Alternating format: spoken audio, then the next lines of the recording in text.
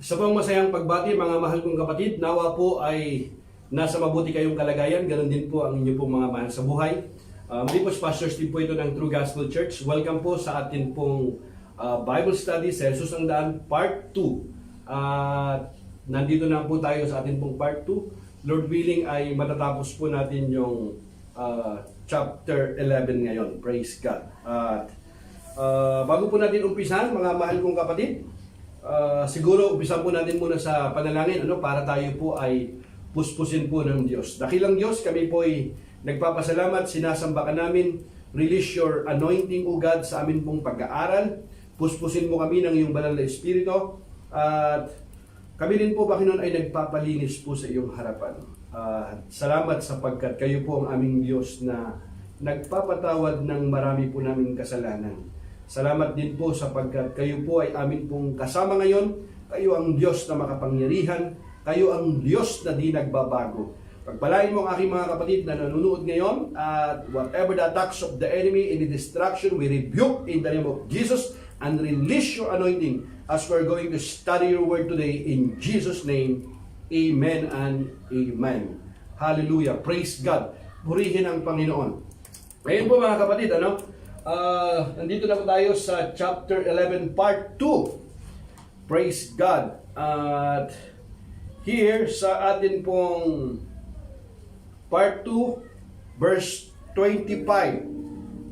Pag-aaralan natin ngayon dito yung God's plan for Israel, includes their eventual ito yung restoration sa verse 25. Nung nakaraan po, kung papag-aralan po natin, di ba, yung we study last time yung tinatawag na yung branches na sinasabi niya rito nga na bilang isang Gentiles, hindi talaga tayo yung ligaw nga tayo, ligaw. Hindi tayo yung original. Na sila naman yung original, sila ay tinanggal doon sa pagkakaugnay. Tinanggal po sila. Ang kadahilanan po nun ay yung kanila pong unbelief. Pinag-aralan po natin na nakaraan nun. Kaya hindi naman tayo dapat magmayabang. Ibig sabihin, dahil po sa biyaya ng Panginoon, na bagamat tayo ay hindi talaga pinili ng Diyos, adopted nga tayo ay dito natin makikita na pinili pa rin tayo ng Diyos ayon po doon sa kanya pong biyaya. Kasi tinanggihan po nila nung una Tinanggihan po nila yon. At dito, makikita natin nga dito, noong sa atin pong pinag-aralan, yung patungkol sa hindi pagtanggap ng mga Israelita doon sa kanila pong Mesiya. Kaya si Apostol Pablo ayaw yung tanggapin, pupunta ako ngayon sa mga Hintil. At yung mga Hintil naman, tinanggap yung magandang balita, yung patungkol sa Panginoong Hesus, kinilala iyon. Baka sakaling magselos naman ang mga kalahi ko, ang aking mga kababayan, baka ito yung maging paraan para sila ay manumbalik. Ito po yung sinasabi po ni Apostol Pablo. Pero hindi po dapat, pero mag-ingat din po tayo doon sa, nabanggit ko nga kahapon sa mga apostasy na mayroon pong tinutukoy pong mga yung replacement theology na pinapalitan na, pinaniwanag ko po sa inyo ng nakaraan yan, na ito ngayon ay promise na ito ngayon sa church, sa mga Kristiyano na, hindi na sa Israelita. Hindi po ganoon mga kapatid. Malinaw nating pinag-aralan kahapon na yung pangako po ng Diyos ay kanya pong tutuparin yun sa kanila pong sa kanya pong bayan. Kasi pinakita nga rito ni Apostol Pablo, sabi niya, inabando na ba talaga ng Panginoon ng Israelita? Sabi niya, hindi. Ako nga, I am an Israelites, the tribe of Benjamin. Siya mismo, nakilala siya. So nakita natin dito mga kapatid na hindi tuluyan na nilimot ng Panginoon. Dito, papag-aralan natin ngayon, mayroong pong mga propesya pa. Mayroong mga propesya na gaganapin po ng Panginoon. Mga kapatid, nawa magkaroon tayo ng another subject kasi gusto ko pong ituro sa inyo yung patungkol po sa millennial kingdom, sa 144,000 at saka yung pagre-reign ng Panginoon sa Israel for 1,000 years. Gusto ko pong bigyan po ito ng special subject para maipaliwanag po natin kasi marami pong mga confused ang marami rito sa katuruang ito. Kasi ako naniniwala ako na yung tribulation period, ang pagpunta rito ng Panginoon, i-rapture niya yung church muna, yung mga nanampalataya sa Kanya. Yung unang pagpunta ng Panginoon, pwede kayong mag-argue doon sa subject na yun, pero para sa akin, naniniwala ko na tayong mga tinawag ng Diyos, hindi na natin ito daranasin yung tribulation period. Kasi ito yung pinagdaranas nga ng salot na ito, ano lang to kumbaga, wala pa ito sa kalingkingan yung daranasin yung tribulation period. Kaya, yung mga pinili ng Diyos, kumilala sa Kanya, tuwagap sa Kanya bilang Kanyang tagapagligtas, bababa ang Panginoon, dun lang sa alapaap, kukunin niya yung Kanya pong mga anak na nanampalataya sa Kanya. Tayong mga anak ng Diyos. At dito, for a period of 7 years, makikita yung matinding kapighatian.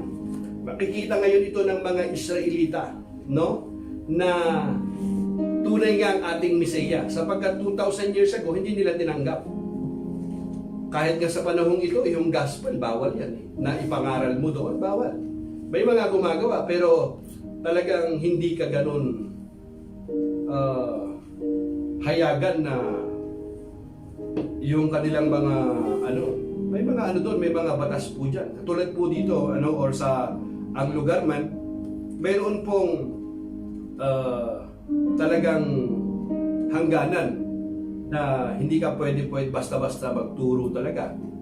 Patungkol po doon, yung evangelize po sila. Pero purihin po ang Panginoon dahil po mayroon pong mga ginagamit po ang Panginoon na instrumento, katulad po nito, itong mga social media na ito.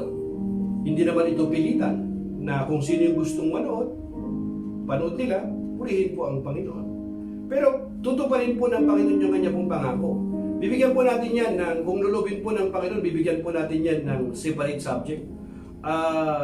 Siguro, ipanalangin po natin na pag natapos itong itong Book of Romans sa pag-aaral po natin, ay bigyan din po natin ng pagkakataon na makapag-interact po ako sa inyo para po yung mga tanong po ninyo on the spot ay pwede po nating sagutin yung inyo pong mga katanungan patungkol po doon, lalong-lalo na dito sa end times na mga question patungkol po sa doctrine ng eschatology sa end times. Maganda po ito na atin pong mapag-aralan. Ngayon dito, gusto ko pong ituloy po rito, mga kapatid, natapos tayo nakaraan, gusto ko lamang ipakita rito na yung mga ibang mga apostasy na teaching kasi about doon sa replacement theology ay wala pong wala pong katotohanan yun. Na-confuse lang sila doon sa pinapaliwanag ko kahapon, kung napanood po nyo yung part 1, na pagdating po sa Panginoong Jesus, tayo po ay iisa. In a sense na kailangan po natin ng biyaya. Bawat isa po natin ay kailangan po natin ng biyaya ng Diyos. Ayan yung pamamagitan ng pananampalataya sa Panginoong Jesus upang tayo nga ay maging karapat-dapat sa Panginoon. Yan yung justification na tinatawag, yung teaching po natin. Dito, sa verse 25, we're going to take a look, yung 25 to 27, na makikita natin dito na ang sabi dito ni Apostol Pablo, I do not want you to be ignorant of this mystery. Mayroon palang mystery. Pero sinasabi po niya sa mga mananampalataya na I do not want you to be ignorant of this mystery. Kasama tayo roon, ayon ng Panginoon, na tayo ay hindi natin malaman ito. Malalaman naman natin yan, nakasulat po sa kanya pong salita. Ang sabi niya, brothers and sisters, so that you may not be conceited, Israel has experienced a hardening in part. Okay? Until the full number of the Gentiles has come in. And in this way, pansinin po ninyo mga kapatid, all Israel will be saved. Propesya po ito, as it is written, the deliverer will come from where? Zion. He will turn godlessness away from Jacob. Sa 27, in English muna. And this is my covenant with them when I take away their sins. As far as the gospel is concerned, they are enemies for your sake. Okay? But as far as election is concerned, they are loved on account of the patriarchs. Kasi sila po yung nakadikit sa puno, bagamat sila yung talagang nakadikit branches.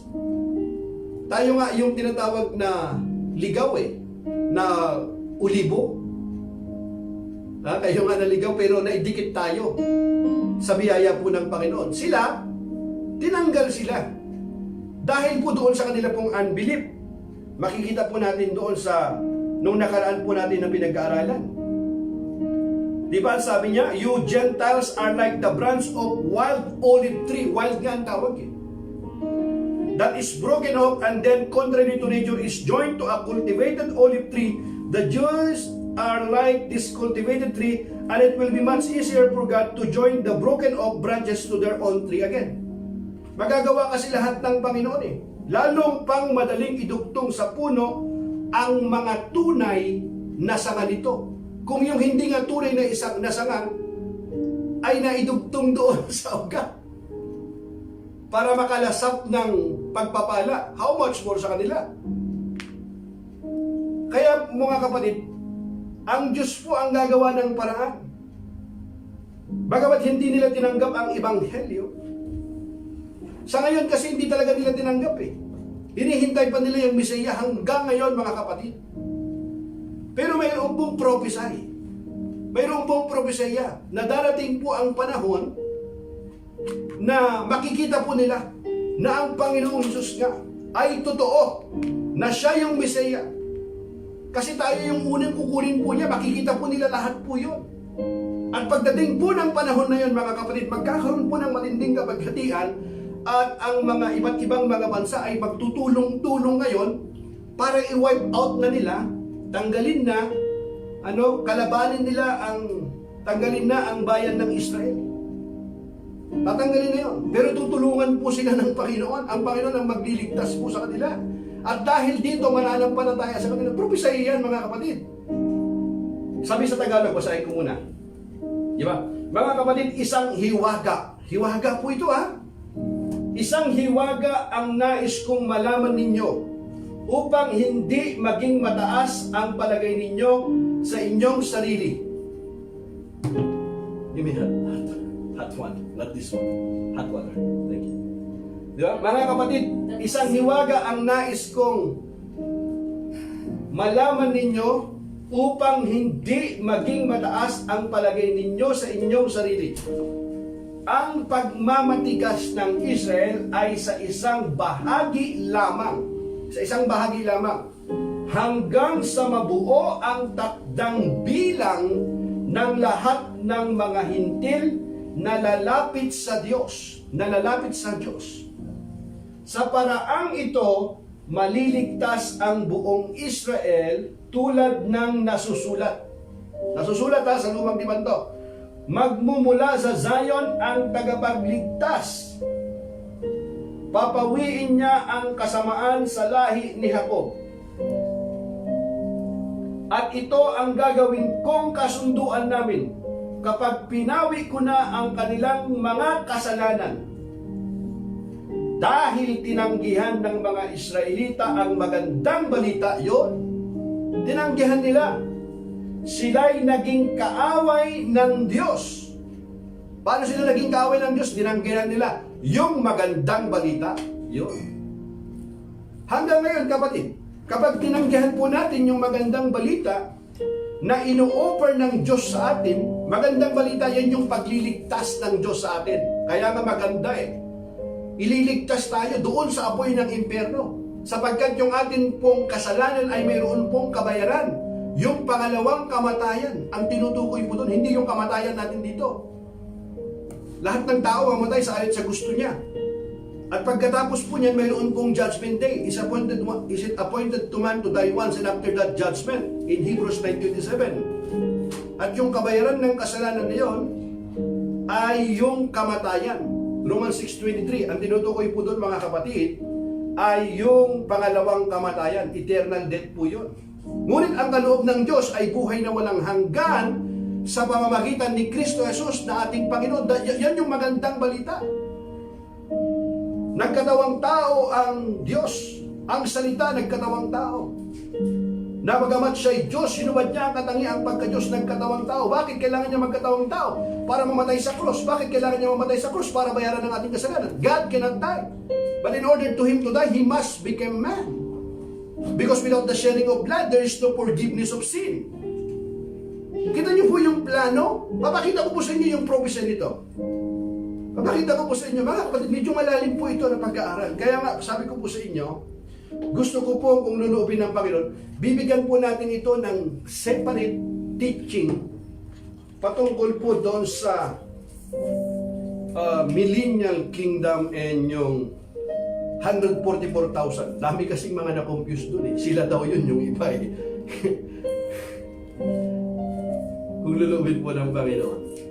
Dito, ang ano rito kasi, ang sabi niya, mayroong kasing ano rito eh, mystery na gustong malaman sa atin. Balikan mo nga natin 25 Tagalog. Sabi niya, di ba? Isang hiwaga. Mystery ito eh. Mga kapatid, isang hiwaga ang nais kong malaman ninyo. Hindi niya sabing isang hiwaga ang nais kong ilihim sa inyo. Hindi. Malaman ninyo. Hallelujah.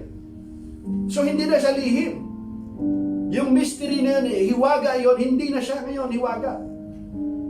Hayagan na ipinapaalam sa atin ang kanya pong salita. Ito, sabi niya, mga kapatid, isang hiwaga ang nais kong malaman ninyo upang hindi maging mataas ang palagay ninyo sa inyong sarili. Kasi may mga tao na nagmamataas sa kanilang sarili na sila lang ang ligtas. Tayo na ngayon yung pinili ng Diyos. Tayo na ngayon yung bayan ng Diyos. Mali po yun eh. Ano yan eh? Masyado, yung replacement theology yan. Hindi po ganon. Huwag mong i-replace yun. Prophesy yung pangako ng Diyos, tutuparin niya sa kanya pong bayan. Kaya ang sabi niya, ang pagmamatigas ng Israel ay isang bahagi lamang hanggang sa mabuo ang takdang bilang ng lahat ng mga hintil na lalapit sa Diyos. Sa paraang ito, maliligtas ang buong Israel tulad ng nasusulat.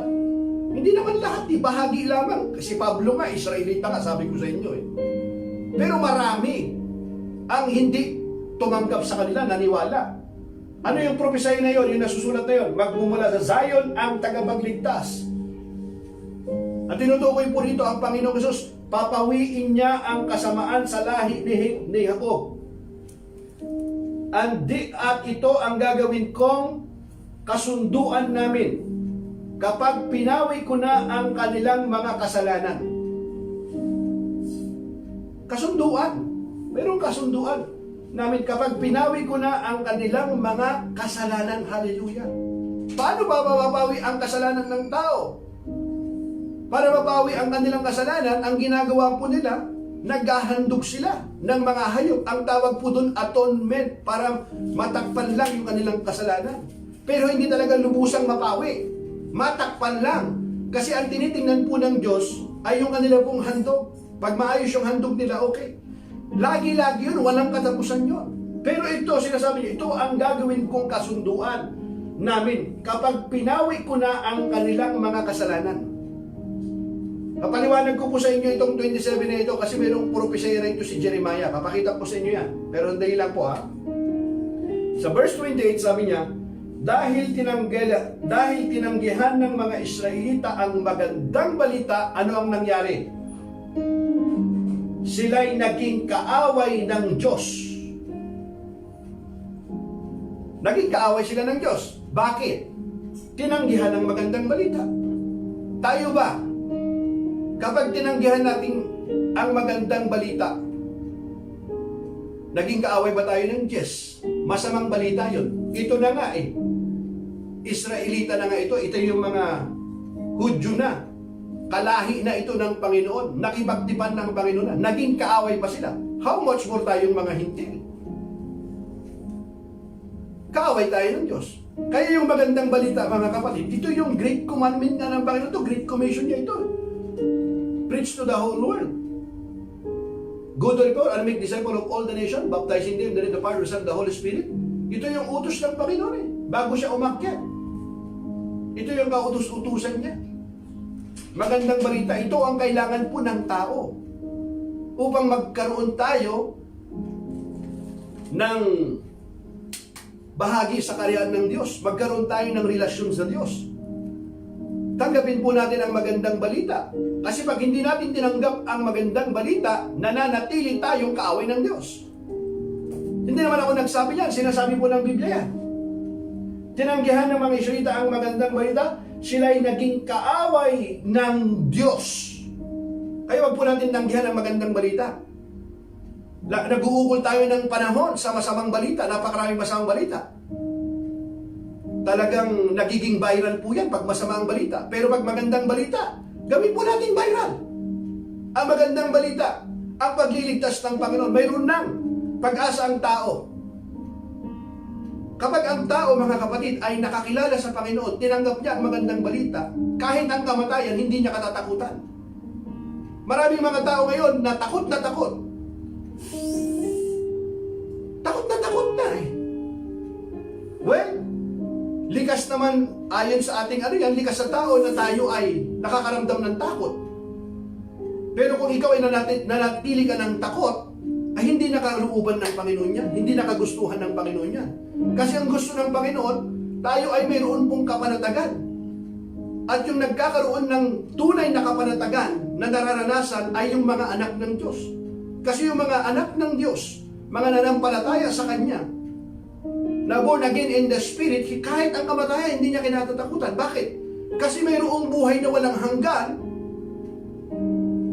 na ipinagkaloob ng Diyos sa Kanya. Dito pa lamang habang siya nabubuhay, alam niya na, hindi niya naihintayin yung kamatayan bago niya malaman na siya nga ay mayroong buhay na walang hanggan. Ngayon pa lamang, mayroon na siyang kapanatagan, mayroon ng katiyakan. Paano nangyari yun? Sa Kanyang salita. At hindi lamang yung Kanyang salita, yung ginawa ng Panginoon at yung patutuon ng Banal na Espiritu sa atin. Maliwanag po yan, mga kapatid. Hindi naman natin gawa ni Jesus. Yan yung biyaya po ng Panginoon. Naging kaaway sila ng Diyos kasi hindi nila tananggap yung magandang balita. Ano ngayon ang nangyari? At kayong mga Hintil ang nakinabang. Baano tayo nakinabang? Tinanggap natin eh. Si Apostol Pablo, hindi naman niya pinabayaan. Nangaral din siya sa kanila eh. Pero hindi nila pinansin. Pumunta siya sa mga Hintil. Kaya siya nga yung ating apostol ng mga Hintil, si Apostol Pablo. Siya talaga yung lubos na nag-ukol ng panahon sa pangangaral ng magandang balita. Diba? At kayong mga Hintil ang nakinabang. Ngunit dahil sila ang mga hinirang ng Diyos, sila'y mahal pa rin niya, alang-alang sa kanilang mga ninuno. Hallelujah. Purihin ang Panginoon. Purihin ang Panginoon. Ito yung mayamang biyaya ng Panginoon na hindi kayang pantayan ni numan. Ang pag-ibig ng Diyos ay hindi kayang pantayan ni numan. Hallelujah. Ngunit dahil sila ang mga hinirang ng Diyos, nakipagtiban kasi ang Panginoon, hindi niya kasi tutuparin ng Panginoon kasi ang kanyang pangako. Hindi niya babaliin ang kanyang salita. Hindi siya tulad ng tao na ang pangako ay napapako. Tutuparin ng Panginoon, gagawang paraan. Sabi niya, ngunit dahil sila ang mga hinirang ng Diyos, sila'y mahal pa rin niya, alang-alang sa kanilang mga ninuno.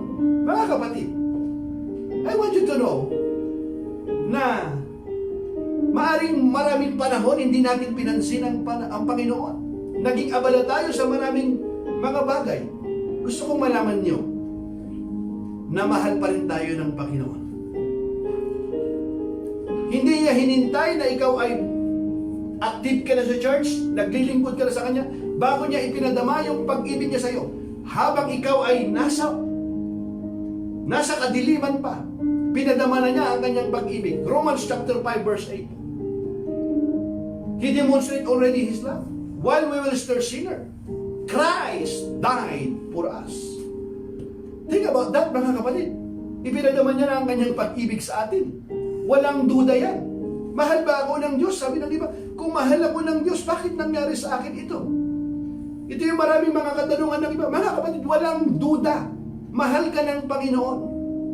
Kaya lang minsan, hindi natin nararamdaman yung pag-ibig ng Diyos kasi tayo yung lumalayo sa Diyos. Hindi naman lumalayo ang Panginoon sa atin. Tayo yung lumalayo. Draw near to God and He will draw near to you. Lumapit kayo sa Diyos at lalapit. Kaya lang, ang naglalayo sa atin sa Diyos ay yung kasalanan. Kaya hindi tayo lumalapit.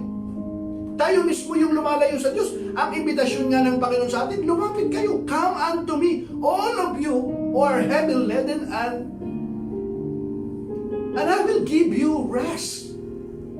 Bibigyan ko kayo ng kapahingahan. Lumapit kayo sa akin.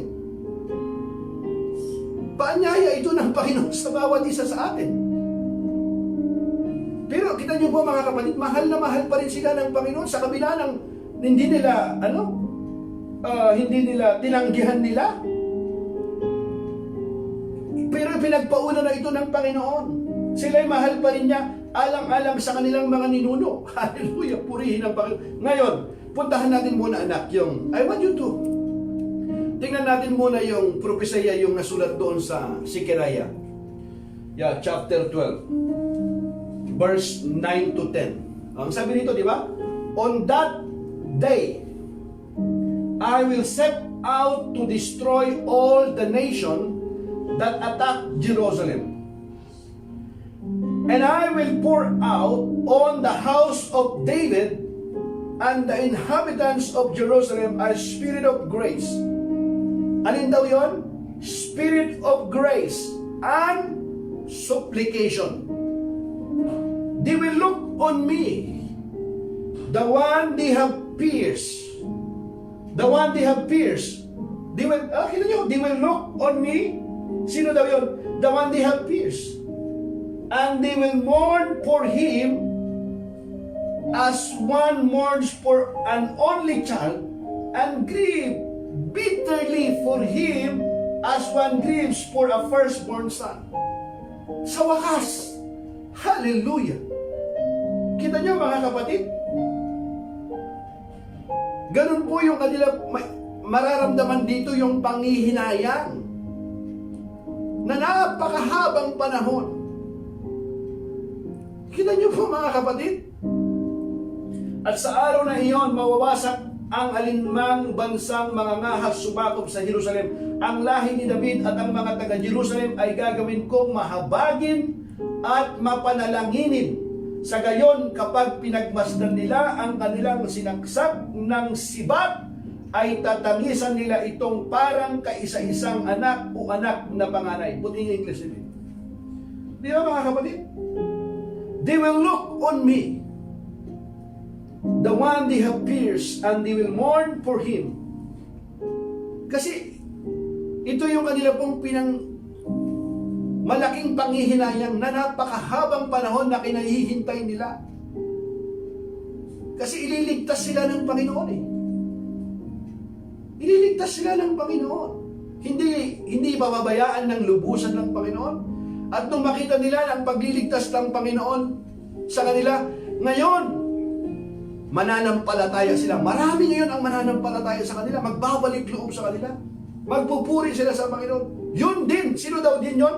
Yung kanilang pong sinaksan o yung first, yung kanilang sinaktan.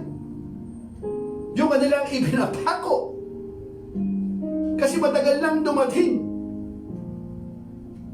ang Mesaya. Hinihintay pa nila hanggang ngayon. yung kanyang pagdating. Sa atin, yung hinintay natin yung pagbabalik.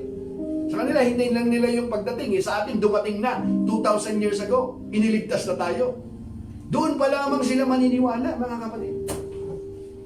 Ngayon, ilagay mo ngayon Jeremiah 31:31, kasi tayo ngayon pa lang, nangyari na ito. The days are coming. Puro mga prophecy ito, mga kapatid. Ha? The days are coming, declares the Lord, when I will make a new covenant. New covenant na yun. Nararanasan natin ito ngayon. With the people of Israel and with the people of Judah. Diba sinasabi ni Yahweh, darating ang panahon na gagawa ko ng bagong tipan. Yun. Sa Israel at sa Hudyo. Tayo pa lang ngayon, naranasan na natin ito. Sa atin pong pakiisa sa Panginoon. Sa atin pong pananampalataya sa Panginoon. Dahil po sa Kanya pong biyaya. Napakagandang balita. Hallelujah, purihin ang Panginoon. Pero hindi niya lilimutin ng lubusan ang kanya pong bayan. Kaya wag po natin i-replace yun. Marami pong mga apostasy kasi na mga nagtuturo ngayon na wala na yan, wala na yung mga pangakong ganun. Biblical po yan, mga kapatid. Nasa lumang tipan, nasa bagong tipan. Wag po tayong magpadaya, mga kapatid. Kaya mahalaga nga na itong Bible study na ginagawa natin, tulad nitong mga verse by verse, tinatyaga natin na yung expository talagang ma-explain po natin ng malawakan. Praise God. At tayo po na sumusubaybay ay marami po naman nawa tayong mga natutunan. At kung mayroon po kayong mga tanong, welcome po. Praise God, sapagkat wala po naman gaanong nakikita kong mga nagtatanong, pa ilan-ilan lamang po. Now, ngayon, verse 29. Hanggang ano lang po ito, mga kapatid, hanggang 36 lang ito. So sabi sa 29, for God's gifts and His call are irrevocable. Ito nyo, mga kapatid? Just as you, who were at one time disobedient to God, have now received mercy as a result of their disobedience. As a result of their disobedience. Irrevocable, para bang God does not change His mind about whom He chooses and blesses. Irrevocable. Irrevocable nga eh. He will not parang change His mind. Amen? God does not change His mind. Now, go back there, baby. Verse 30. Just as you were at one time disobedient to God, have now received mercy as a result of their disobedience. Because of their disobedience, we receive mercy. Di ba? Sapagkat hindi nagbabago ng isip ang Diyos. Yun. Hindi nagbabago, irrevocable. Hindi nagbabago ng isip ang Diyos tungkol sa kanyang mga kaloob at pagtawag. Hindi daw siya nagbabago ng isip saan? Sa kanyang mga kaloob at pagtawag. Pinagkaloob niya na yan eh. Hindi niya ano yun, hindi siya yung pabago-bago. Wala pong ganoon sa Panginoon. Hindi siya nagbabago ng isip. Ang tungkol saan? Sa kanyang mga kaloob at pagtawag. Diba sa Numbers 23:19? God is not a man that He should lie. God is not a man that He should lie or change His mind.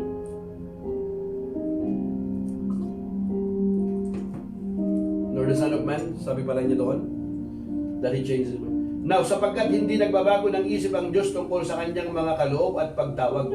Noon, kayong mga hintil ay hindi sumusunod sa Diyos. Hindi sumusunod sa Diyos. Totoo naman yun. Kasi hindi naman nakipagtipan ng Diyos sa atin, hindi naman natin nakilala ang kanyang kalooban sapagkat hindi natin alam yung mga alituntunin. Hindi naman tayo pinagkaloob sa atin yun. Sabi niya, noon kayong mga Hintil ay hindi sumusunod sa Diyos. Ngunit ngayon, kayo ay tumanggap ng habag ng Diyos nang sumaway ang mga Hudyo. Kita niyo mga kapatid?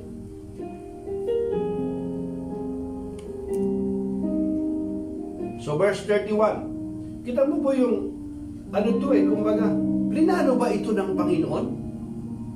Ito yung tanong talaga bang sinadya ito ng Panginoon? Na kasi all things work together for good.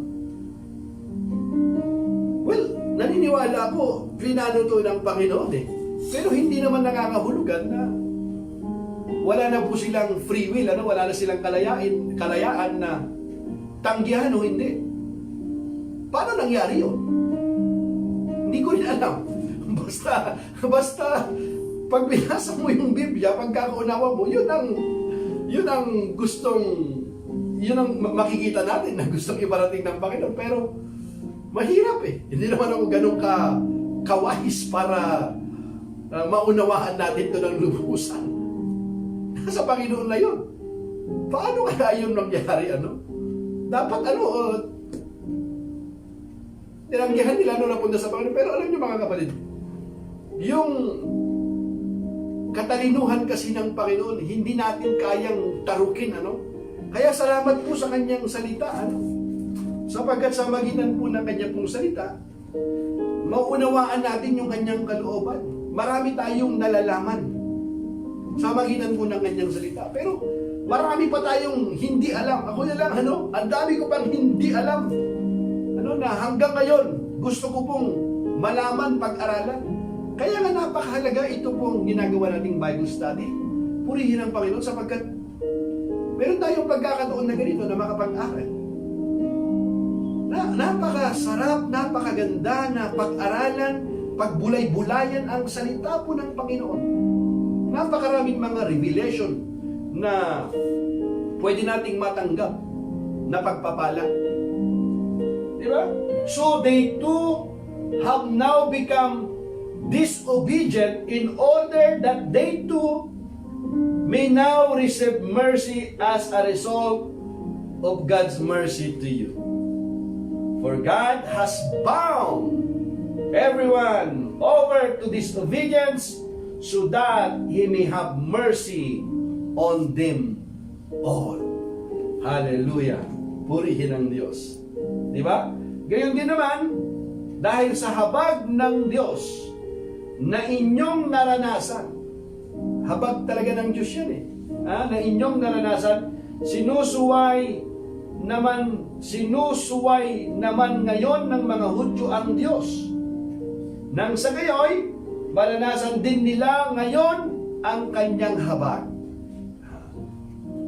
Sumusuway sila pero maranasan ngayon ang kanyang habag. Sapagkat hinayaan ng Diyos na maalipin sa pagsuway ang lahat ng tao upang maipadaman niya sa kanila ang kanyang habag. Hindi mo kasi mararanasan yung habag ng Diyos kung hindi mo muna ito naranasan Maranasan mo muna yun. Purihin ang Diyos. Hallelujah.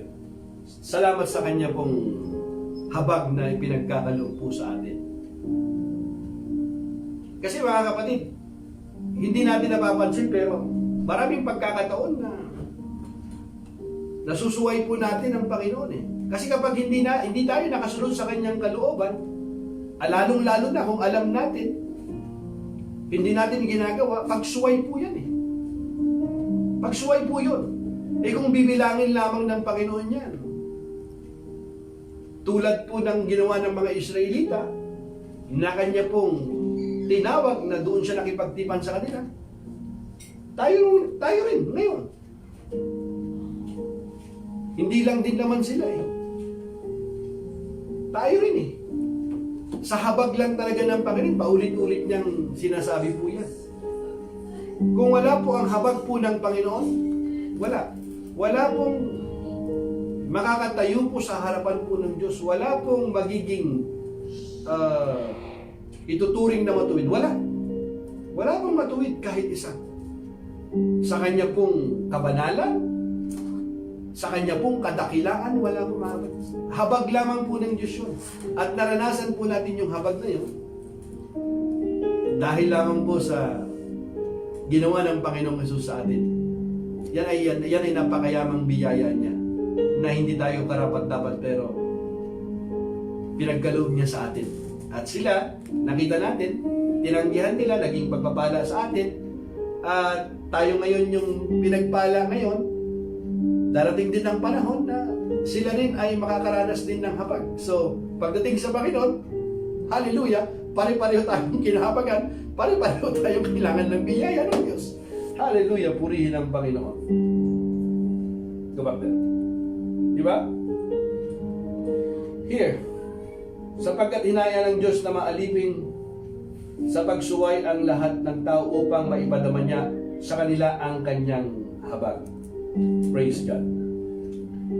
Now here in Acts 13:46, sabi ni Paul and Barnabas answered them boldly, "We have to speak the word of God to you first.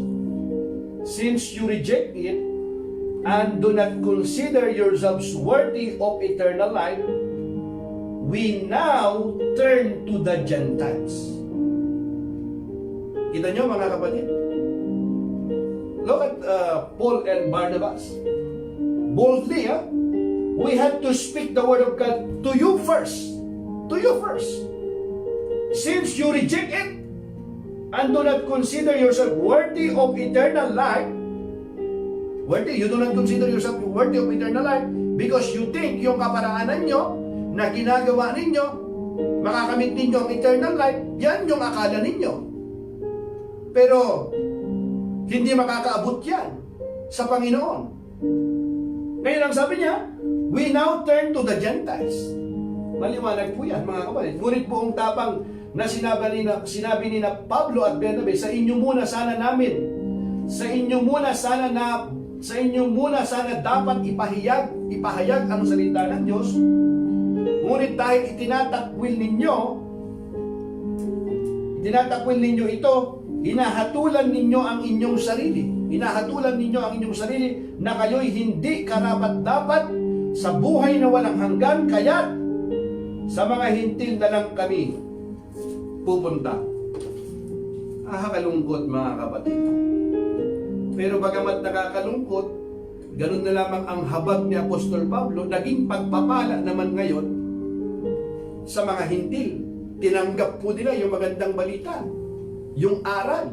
Sila ngayon yung nakaranas ng pagpapala. Sabi niya, baka sakali sa magitan ng inyong yung spiritual yung jealousy na talagang sila ngayon nakaranas ng habag ng biyaya ng Panginoon. Baka ngayon sila yung pag nakita nila yung bagay na ito, pananampalataya na ito ay manampalataya din sila. Kumilala rin sila. Kaya nga, on the depth of the riches of the wisdom, depth, on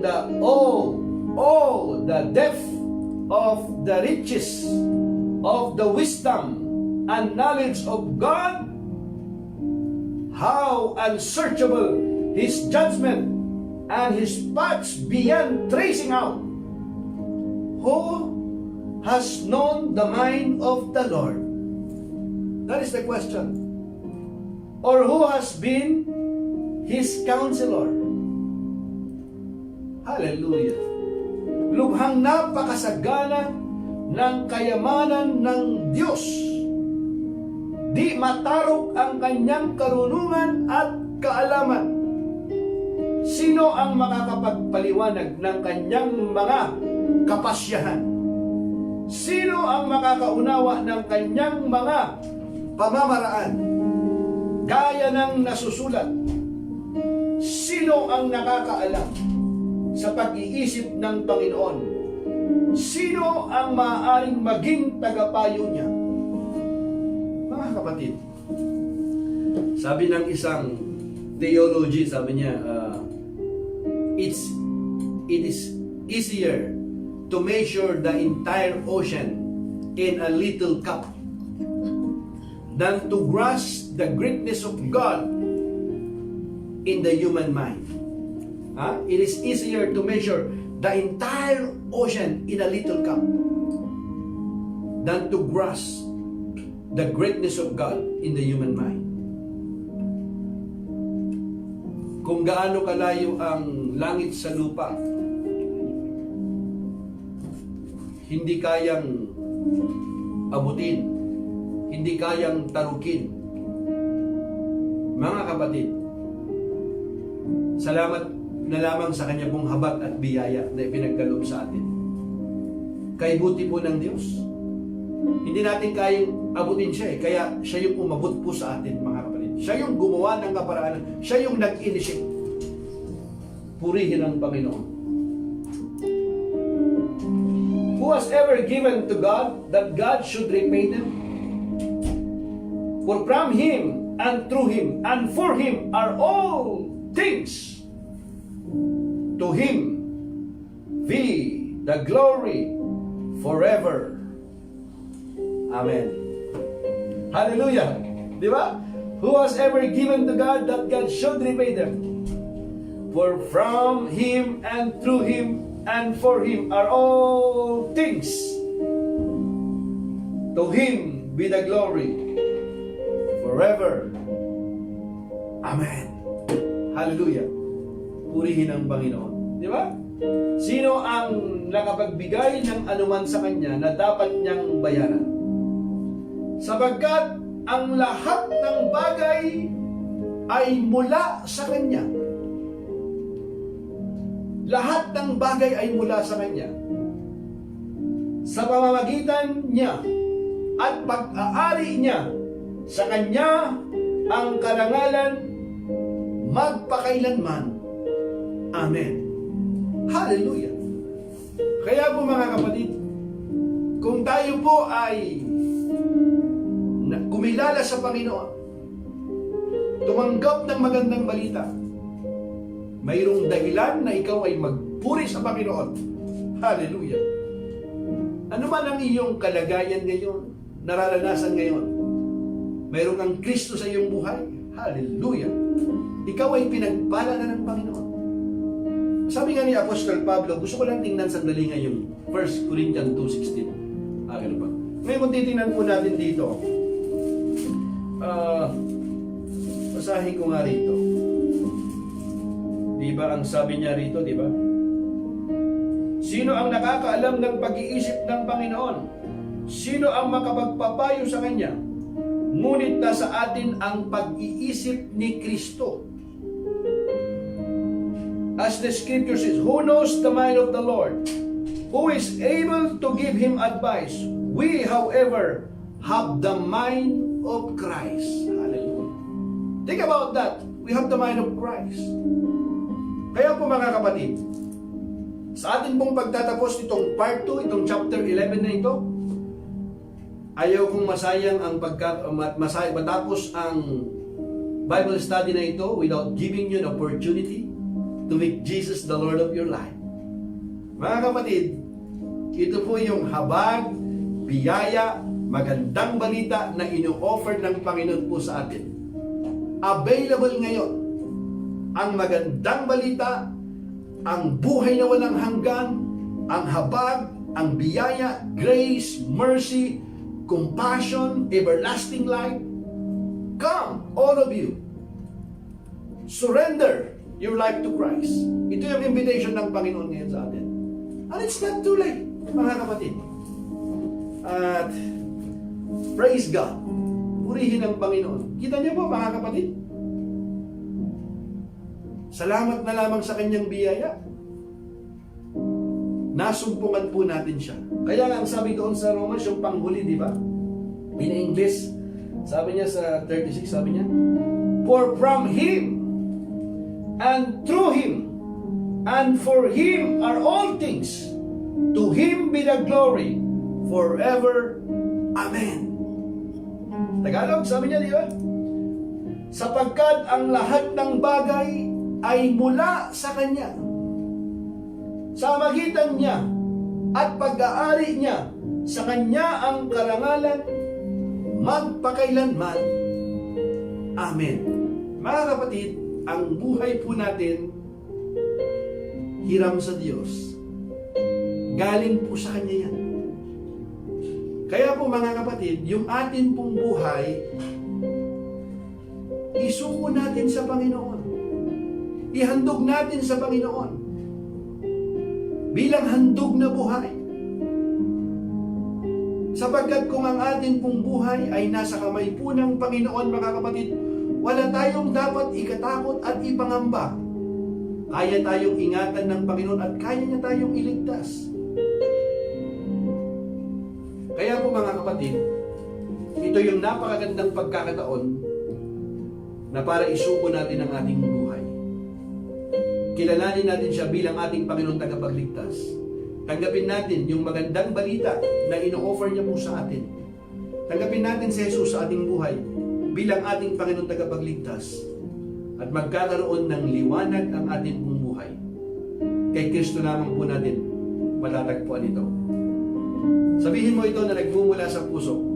Ulitin mo ang dalangin na ito na nagmumula sa puso. Lagi po natin tatandaan mga kapatid na ang panalangin pong gagawin po natin ng pagtanggap kay Jesus bilang ating Panginoon tagapagligtas ay hindi po yun ang nagliligtas sa atin. Ang tanging magliligtas lamang po sa atin mga kapatid ay yung pong biyaya po ng Diyos, yung pananampalataya na atin pong ginawa sa Panginoong Jesus. Yun lamang po. By grace you have been saved through faith. At hindi po ito sa atin pong mga gawa upang wala pong may pagmalaki ang sinuman. Pero mahalaga po ito, yung pagpapahayag na si Jesus.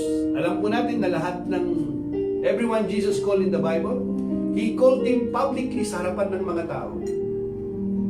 There is power mga kapatid in confession, sa declaration. Sa oras na ito, sabihin mo ito. Nagmumula sa puso, sabihin mo ito. Dakilang Diyos, Ama naming nasa langit, sa oras na ito, humihingi ako ng tawad. Pinagsisisihan ko ang lahat ng aking nagawang kasalanan. Pinaniniwalaan ko, Ikaw nga ay namatay sa akin sa krus ng Kalbaryo at muli kang nabuhay. Panginoong Hesus, maghari ka sa aking buhay. Kinikilala kita, tinatanggap kita bilang aking Panginoon at tagapagligtas. Maghari ka sa aking buhay. Tulungan mo ako makalakad sang-ayon sa iyong kalooban. Marami pong salamat sa iyong pagpapatawad, sa iyong pagliligtas. Marami pong salamat sa iyong habag, biyaya, at sa buhay na walang hanggan. Banal na Espiritu, sa oras na ito, puspusin mo ako. Sa oras na ito, marami pong salamat sa buhay na walang hanggan. Marami pong salamat. Sa iyo ang kapurihan. Sa iyo ang karangalan. Ang akin pong buhay ay isinusuko ko na sa iyo. Ito ang aking dalangin na nagmumula sa puso. Sa pangalan ni Jesus. Amen and amen. Hallelujah. Purihin ang Panginoon. Kapatid, ipinanalangin mo ba yan na nagmumula sa puso? Kapag yan ay ginawa mo na nagmumula sa puso, kahit gaano kaiksi, kahina ang panalangin na yan, narinig ng Diyos ang dalangin mong yan. Alam mo kapatid, ako po ay natutuwa sa desisyon na iyong ginawa. Sapagkat yan ang pinakamagandang desisyon na ginawa mo sa iyong buhay nang kilalanin mo sa Jesus bilang iyong Panginoon at tagapagligtas. Ngunit higit na natutuwa sa iyo ang Diyos, kasama ang kanyang libo-libong mga anghel na nagkakasiyahan ngayon sa desisyon na iyong ginawa. Upang ikaw ay lumagaw sa iyong pananampalataya, magpatuloy ka sa mga Bible study, sa mga fellowship na tulad nito. At pwede na mag-church. Make sure go to church. At ipamalita mo ang kabutihan ng Diyos na ginawa sa iyo, ang pagliligtas na ginawa sa iyo, pamalita mo sa iyong mga kaibigan at sa iyong mga kaibigan, lalong-lalo na sa iyong mga mahal sa buhay. And your life will never be the same again. Muli po mga kapatid, ako po'y nagpapasalamat sa inyo pong pagsama. We love you and God bless you. Sumayin niyo po ang kabayapaan po ng Diyos.